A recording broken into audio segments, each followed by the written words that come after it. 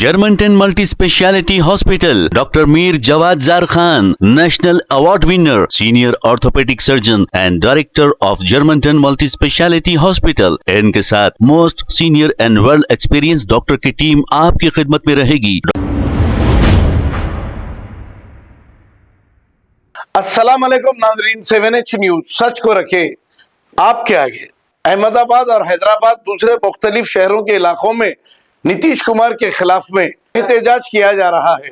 जो Nitish Kumar chief minister Bihar ने एक खातून के हिजाब को खींचा था, इसी की वजह से सारे हिंदुस्तान बल्कि दूसरे मुमालिक के मुसलमानों में नाराजगी देखी गई, इसीलिए यह एहतजाज किया जा रहा है। आइए देखते हैं इसी की रिपोर्ट। माफी मांगो, महिलाओं के सम्मान में,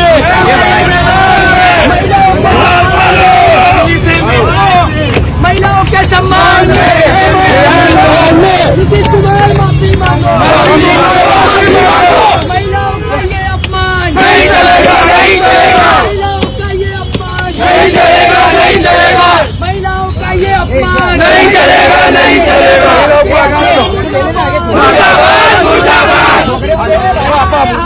आगे जा लेडीज, हिजाब वाली लेडी आओ, हिजाब वाली लेडी नीतीश कुमार माफी मांगो, माफी मांगो। किसी लेडीज के हिजाब को छू सकते हैं, माफी मांगो। बेटी पढ़ाओ के जमाने में आप ऐसा काम करोगे, बहुत गंदा काम किया है।